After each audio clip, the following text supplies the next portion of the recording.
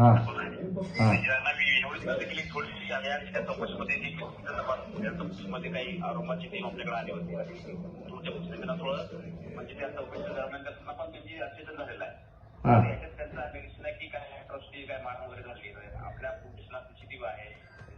एक लक्षात घ्या कदम, ती 25 वर्षाची आहे. कुठला तरी पोलीस औरंगाबादमधनं येतो आणि हे सगळं कोणाच्या तरी घरामध्ये घुसतात. कुठल्या कायद्याखाली घुसतात हे? हा,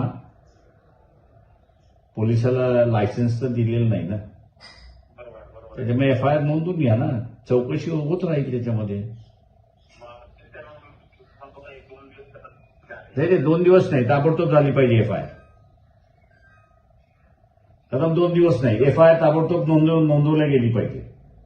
नाही तर मी त्यांना सांगतो तिथं धरणं देऊन बसा, एफआयआर नोंदवा म्हणून. नाही, विनंती नाहीये, कायदा आहे. हो, कायद्याला असं विनंती नसते. कायदा आहे, सुप्रीम कोर्टाने तुम्हाला सांगितलेला आहे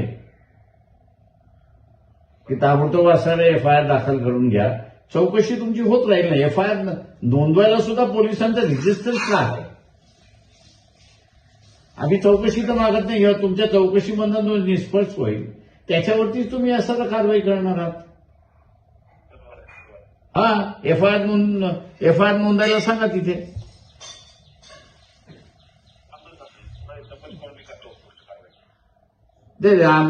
सुप्रीम कोर्टाला पत्र टाकू का आम्ही त्याच्यामध्ये?